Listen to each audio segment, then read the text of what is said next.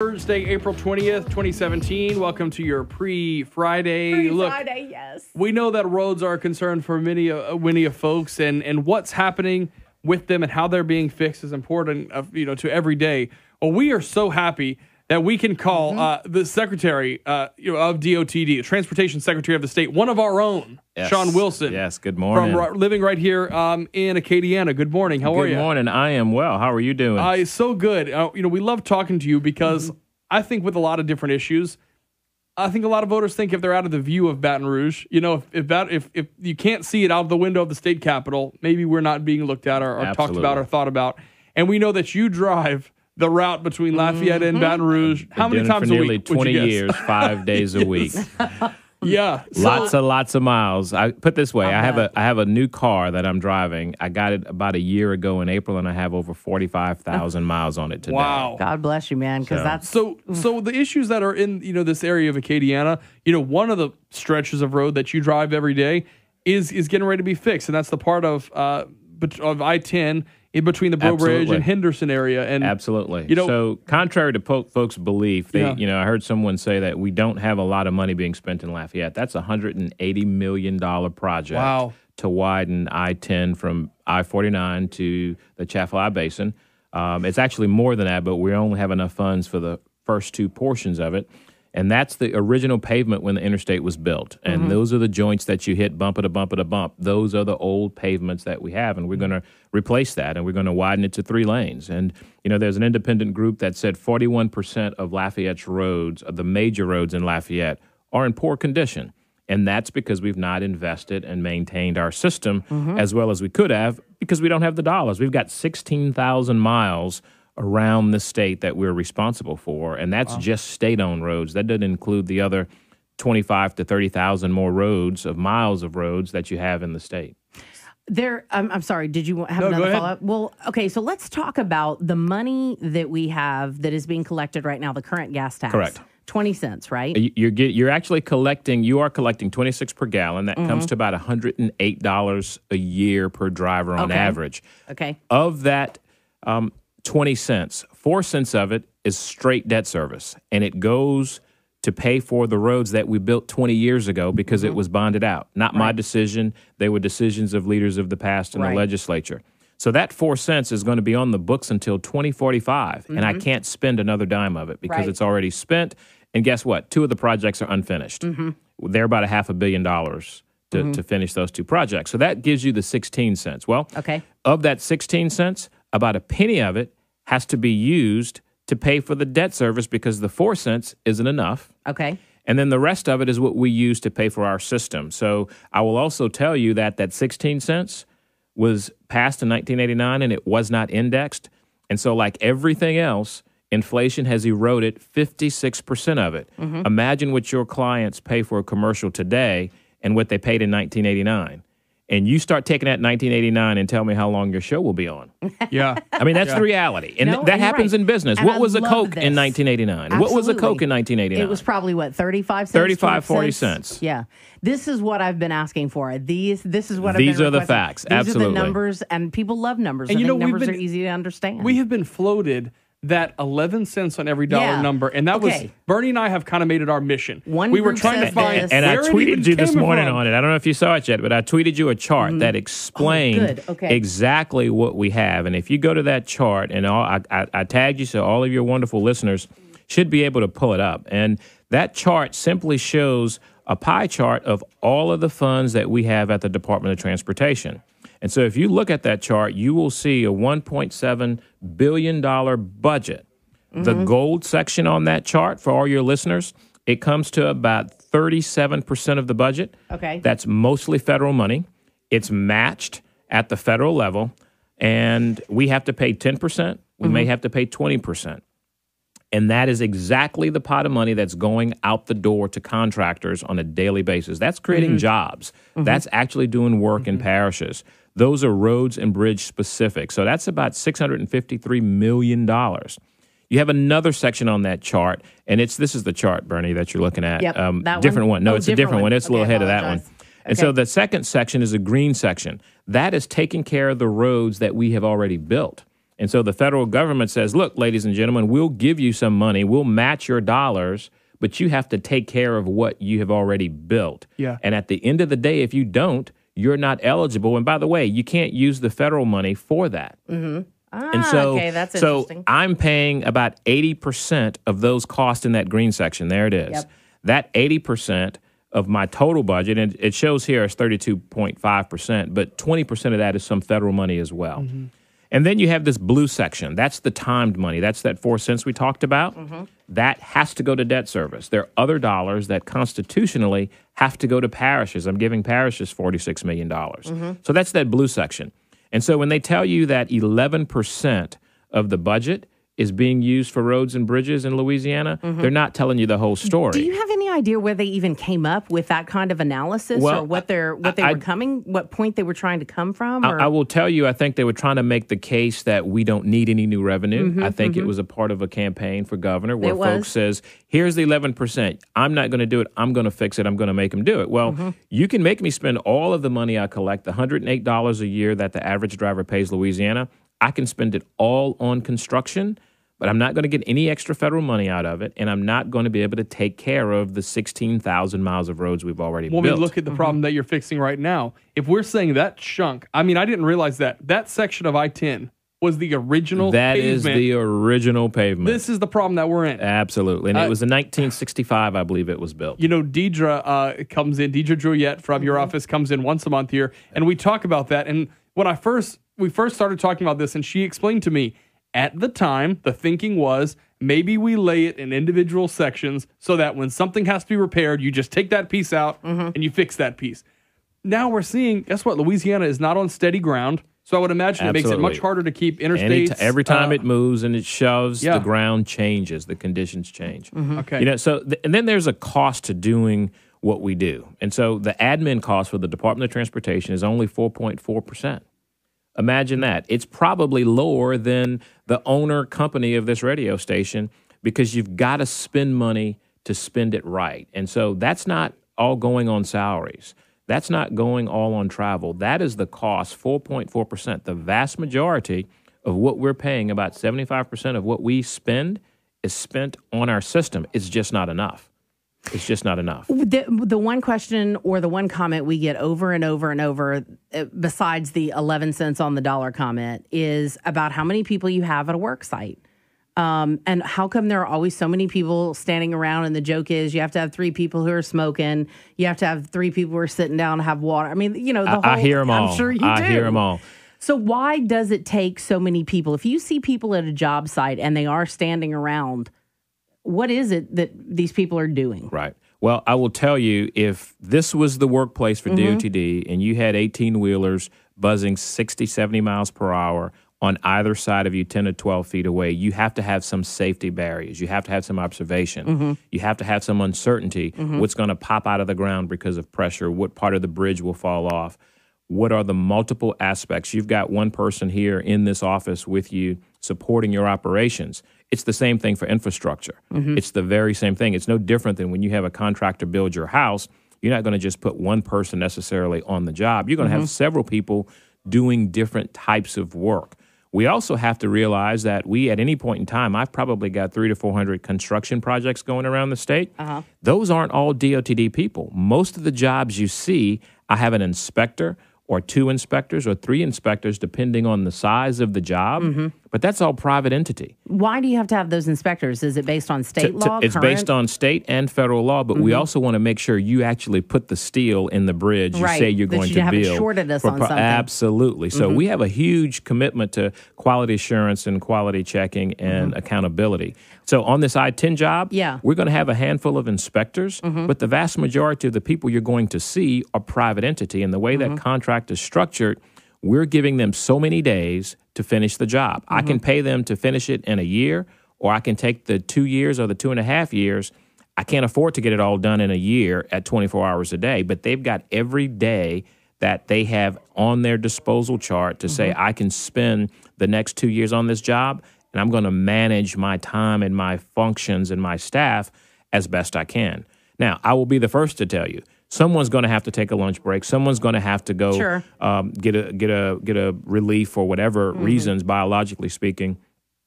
In a workforce environment when they're on the road, do we really want them to go off for lunch 30 minutes away and then have to come back? Probably not. Do we need them to take a break because they're out in the heat and asphalt might be hot?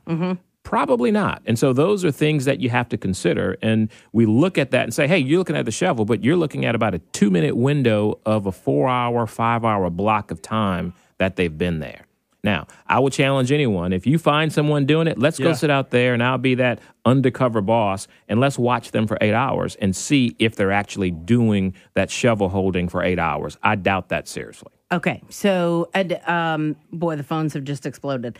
Because you're answering a lot of questions, but we did ask the governor last week. We said, when we asked charities, I'm sure when we asked when we ask a charity, what's your return on the investment? And that's what we asked. And so you're here now because we asked for the answers. We're getting the answers. Correct. Some have suggested the way we do it in Louisiana is not an efficient way, that maybe our department needs to be redesigned, less contractors. Your thoughts? Well, I can't do less contractors because I have less people. And if I don't have the contractors, I'll need more people, and the public doesn't want me to have more people. When I went to the department, we had 5,500 people. Today, I've got 4,200 people with more roads and more responsibility. So I'm going to have to go into the private sector. And why did you cut down? You said from 5,500 to 4,200? Very good question. We went through all kinds of efficiency models. The first time it was self-imposed. The second time the governor asked us to do it. We did the GEM study. So everyone says, let's make it right. Let's be more efficient. That's not going to give me millions of dollars to be able to spend more. So part of the efficiency is I have reduced my workforce in about 12 years by over 1,200 people.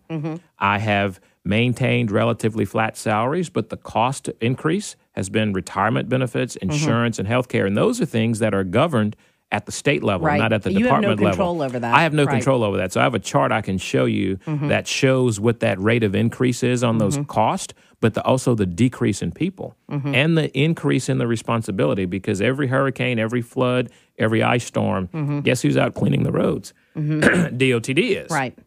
And so if we had less people, I wouldn't be able to do that. And so I will also tell you that every Department of Transportation is different. The vast majority of departments have more people than we do and less miles than we do. That's efficiency for me. I've been curious, and we are going to get to your phone calls. We're going to have to get a quick break in before the phone calls. But one question before we go into this break. We've seen what has happened in Atlanta in the last 3 weeks. It came to my mind when I-85, a chunk of it, major interstate, going into the city, collapsed. Do we have the resources and people in place to respond the same way that they have, and now rebuilding it? And I think the project is almost halfway done for them. Yes. So I will tell you, in an emergency situation, we do have the ability to do that. Okay. We have the ability to operate very quickly in a regular condition. Right now, I have a bridge that was built in 1960 that carries 55,000 people a day that I had to load post it, so a garbage truck or a beer truck that's fully loaded cannot cross that bridge. Wow. That bridge needs to be changed, and we do not have the resources to change it until 2021.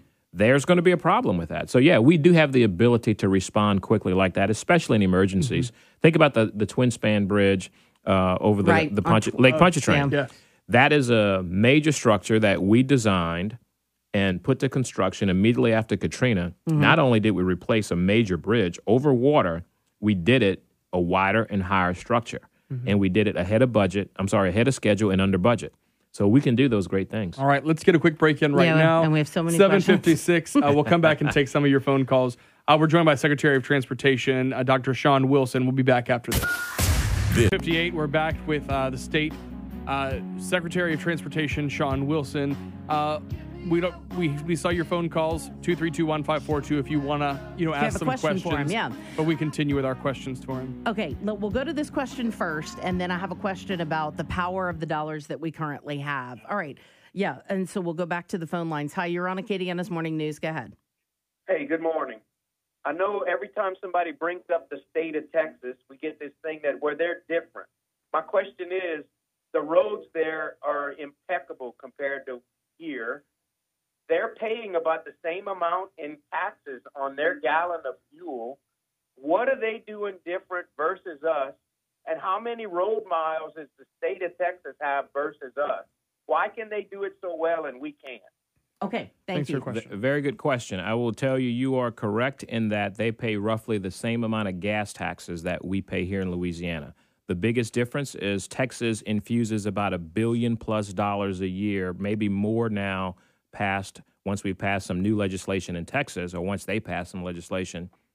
They're spending billions of more dollars outside of the fund that's set aside for gas taxes on transportation. So it comes out of their general fund. It comes out of their rainy day fund. They're doing that today. In addition, they're spending toll dollars that they're collecting from users that are traveling on those really good roads you talk about. But more importantly, Houston has 3 times as many people as we do in Louisiana. And so the law of large numbers will tell you more people are going to pay more. So they're paying more in gas taxes because they're driving more and there are more cars. They're paying more in tolls than we're paying here. And they're infusing additional dollars from their general fund and their rainy day fund on infrastructure. The other piece I will tell you is the bedrock and the conditions that you have to have in Texas are quite different than you have in Louisiana. Louisiana has the second largest number of bridge deck space in the country. We're number 2 for bridge deck space in the country. A bridge is 2 to 3 times, maybe 4 times more costly than a road. I have 12,000 bridges. So you can't really say we're apples to apples. We're apples to oranges. We're all in that basket together because we're all infrastructure. But it's a great question, right? It's the reality. People see it. The other thing I will tell you is when you travel to Texas and Houston, much like you do here in Louisiana, you're going to travel a certain number of miles of road, which is far less than what's actually out there. And so to say that their roads are better than ours is probably not a fair comparison because we haven't seen all of their roads or ridden all of their roads here or there. But what you're looking at is the interstate. You're looking at the major corridors that move 80% of the people. And I will tell you, I think, and I know the numbers are there, the overall pavement condition for our state is much better than it once was, than it's ever been. And on Interstate 10, this job we're doing here in Lafayette, for all of I-10 across the entire state of Louisiana, 2% of the road is considered poor or very poor by national standards. When I change this section out, it'll be less than 1%. Less than 1% is considered poor or very poor. So I appreciate the question. I think when you look a little deeper than just what the surface looks like, you'll see it's really not as bad as you do. And you go to Mississippi, their roads might not have shoulders. Our roads do. Why? Because we have more trucks that travel through here. We have a lower alcohol consumption age, which adds to safety and the need to provide that relief. We have a history of building those shoulders, and we all deal with distracted driving. So at the end of the day, every state is different, and I think you have to look at it that way. And you talked about toll roads. I mean, there's tolls all over Houston. Do we just have the Causeway? We just have the Causeway. Why not? We also have a very good question. Here's what we did. Louisiana was the first state in the nation to use electronic tolling. Those are the little passes on the Crescent City connection. Right. That was done. We stopped doing it right over the years in terms of keeping up with technology. And so we ended up taking tolls off that bridge at a point where everybody's putting tolls on. We gave back $22 million a year and have to increase the cost of maintaining that bridge on all the citizens right now as opposed to letting that bridge happen. That happened in the last administration. They sent it to a vote. People voted against it. We did the same thing with the Sunshine Bridge here in the state of Louisiana. We put tolls on it, and the legislature at the time took the tolls off before it was paid for. We did it on the LA1 bridge down at Fouchon. We reduced the tolls, but because we've bonded it out, we don't have the authority to take the tolls off right now. And so you have to have the reality of saying you've got to have a user fee. That's what those states that are doing really big things in transportation are doing that. And this administration has said, let's look at tolling where it can work. Because you don't want to collect tolls and spend more collecting than you do actually receiving in toll money. So very good question. And if we have all of those trucks, why not toll the trucks? Absolutely. And that's why bridges like the Calcasieu River Bridge in Lake Charles, it's going to be $1 billion+ to build that bridge. It needs to be tolled. Not because we're going to collect $1 billion, but because I might only have to come up with $400 or $500 million out of my pocket, and then let the drivers pay that user fee because locals have an alternative route. But in some places, it may not work because of the alternative routes are too close. Yeah, there's not an alternative route, or it is too close. And it's against the federal law for us to toll an existing bridge unless I'm going to reconstruct that bridge. on the interstate. So you can't just put a toll on something when traffic is already there. So is that bridge really as bad as people say they are? It is not unsafe. An unsafe bridge is a closed bridge in Louisiana, and I've closed 21 bridges this year alone in 2017. Last year, I had a total of 200-plus bridges. That bridge is steep, that bridge is old, and that bridge is not necessarily pretty in terms of the rust condition. But there's so much redundancy. The quality of the work is so strong. That bridge is in very strong shape as a structure, but it is steep. We don't build bridges that steep anymore. We don't necessarily have all of the steel components that you have. That was one of the most beautiful bridges we had when it was built because it had the cross pistols on it. And those are things that we should do here in Louisiana.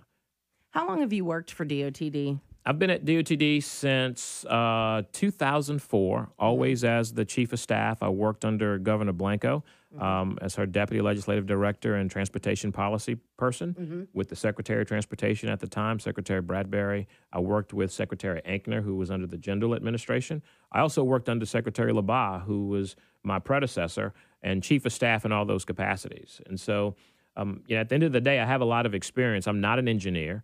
I believe in working with local government. My 4 PowerPoints of life as secretary is make a case for new revenue, be more collaborative in what we do, have a balanced transportation agenda, and capture every federal dollar that we can get.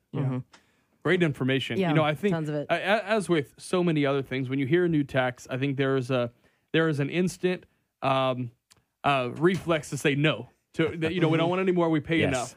And I think a lot of it comes from, we are seeing it with the school board tax as well. Once you start to hear one of the school board members explain it, there are some people who say, okay, I still don't support it because I don't want a new tax, but I get where you're coming from. So I will tell you, it's been 28 and a half years since we've adjusted our gas tax. Only 5 states have gone longer than we have, and all 5 of them are very conservative states. All 5 of them have a Republican governor except Louisiana. And all 5 of them are trying to pass a gas tax now because they know it's the right thing to do. But Louisiana has the boldest proposal out there. And so you've got some numbers on there that says the average driver in Lafayette is going to spend 26 hours in traffic a year. And if you're a minimum wage worker, that's about $180 that you're going to be paying just sitting in traffic. But you're only paying $108. And if you paid more on the front end, guess what? That back end congestion reduces. And you're going to spend another $2,000 a year in Lafayette on maintenance cost, on accidents that occur, and on that combined congestion cost. And so if we start investing the cost of a cup of coffee a week, $20 a month, you can double the work that we're doing. And we're going to do that if the legislature gives us the authority to do that without giving 1 penny of it to salary and related benefits. Now, let me ask you. That's huge. Yeah, that's huge. And people love the numbers because that's what they really kind of clamp onto. So, you told me in the beginning, you said $108 a year. $108 a year for is the what average you pay. person. So let's say we pass a 20 cent, an additional 20 cent per gallon gas tax. Have you guys run the figures on what it would end up being? Absolutely, we have. Double? We have. 16 cents would double what you get. But get this, for every penny, you're only collecting $30 million. That's it. For every penny, you're only collecting $30 million. And so $600 million is what you would get for doubling the gas tax. And you would not get any additional federal dollars because we capture all that now. But you prevent us from having to lose some of that money because in 2019, maybe sooner, I won't be able to match every federal dollar because we don't have the dollars to do it. We don't have the state dollars. We don't have the state dollars to draw the match. And so you're going to have a continual erosion of our system. And that is what's scary for us because you can't wait until you're off the cliff. Right. You can't change your tire flat while you're moving. You've got to stop it. And you don't want to have to do that with our economy. You don't want to have to do that with the jobs that are created from infrastructure. And I wouldn't want to do that with transportation. What do you think the breakdown is for people, though, that they either don't want to hear the information, because a lot of people are just anti-tax. Others, I think the big majority of people, I think 80% of people do want to hear the information. So is it that it just doesn't get disseminated enough, or what do you think it is? I would be so bold as to say, if we could erase the partisan divide around what government can do and provide, I think you will see a difference of opinion. I think you have leadership that people trust. If I say it, people are going to look at it and say, you're a bureaucrat, you're a government guy. Right. It's up to the elected officials to look at the data because the budget I have has been approved by them. every year. The status of what we do has been approved by them every year. Our audits have been led by them and approved by their auditor every year. So how do you now say there's waste, there's fraud, there's abuse, or you're not spending it right? I guess I didn't think about it that way. Yeah. I didn't. So Okay. let's look at where the responsibility lies and start to educate folks and tell them, because you have a large number of folks who supported various candidates for this election for governor that are saying that 11%, but it's not true. At what point do you hold that person who's putting that out there accountable as an elected official to say, hey, ladies and gentlemen, that's not the case? Well, I don't think anyone knows where he is. The person who put it out The very there. first one? Just Yeah, to say, not in office. So, I mean, it's if you think about it, mobility is what we want. We want to move from point A to point B. We want to get there safely. We want to get there effectively. And we want to be fun about it. We want to be cool about it. And that's what we've got to invest in. And one of the big criticisms, another big criticism, is that people in government don't take into account what it will do to businesses and what it will do to personal finances. Okay, so I talked to a gentleman a couple of weeks ago, and we spoke to him, and his business is transporting people. And so he said, you add 20 more cents per gallon. He said, you're really affecting my bottom line. And he thinks that government doesn't listen to the people and they don't listen to businesses when it comes to an issue like the gas tax. Well, but I also will tell that gentleman who's moving that truck, he won't be able to get to Dow without going an extra hour and a half out of his way because he can no longer cross the bridge to move his goods. How do you answer that? You can't. When you tell that person, you try to get through Baton Rouge after 2:30 today and tell me how much longer it will take to get through there. It's going to take dollars, and it's going to affect everyone because if you think about it, 2 years ago you were paying $5 a gallon and we got nothing for it other than the system you have today. And so if you increase what you're giving me per gallon, I can continue to give you more when you pay what you pay. Because 4 cents of the 20 cents that we pay right now, 4 cents It's of gone. that is debt service Poof, that we have to pay. outta here. It's gone. Now, the 16 cents, how much power do you have on that compared to 1989? 7.5 cents of it. So it's worth about It's 7.5 worth about cents 7.5 when you consider cents. buying power. Ask that guy who engineers, had that trucking contractors. company, what was his company making and what was he spending in 1989 and go back to do that, but operate like today. It's not going to happen. You cannot survive on $1989 in a 2017 world. But that's what we're asking our transportation people to do. That's what we're asking the department and the state to do. When my responsibilities have increased, with the TIME program, we built 500 new miles of road with zero for maintenance. I have to take care of those roads, and they're crumbling now in some cases. How do I do that with my 1989 budget? Yeah. That's going to be impossible, especially when you look at the cost of living adjustments that have had to take place here in Louisiana. My interest rate, my insurance, the premiums, retirement, all of that stuff has gone up, but the revenue has stayed flat. That's not a good business model. That's not a conservative principle. That's not how you run your own business. Community Coffee across the street, all of these companies are going to have an admin cost. They're going to adjust for the cost of living. They're going to invest in new equipment. You know what my new trucks are that I'm driving around for my folks? Wildlife and Fisheries used trucks. That is what you have, vehicles that are moving dirt and equipment on the road that are older than the people that are driving them. And no company, every contractor I know is going to lease that equipment out and get something new. You're going to change out the soundboard because Mike is going to buy you a new one soon. But you're not going to sit here and use the same soundboard for the next 20 years and expect to still be on top of the market. You have to invest in yourselves, and we're not doing that in the state because we don't have the dollars. We will put the charts up. We'll have everything at kpel965.com. We can't thank you enough for coming in. Thank you. I'm and talking enjoying to this. us. This is a wonderful audience, so thank you for listening. Thank you, sir. Coming up now on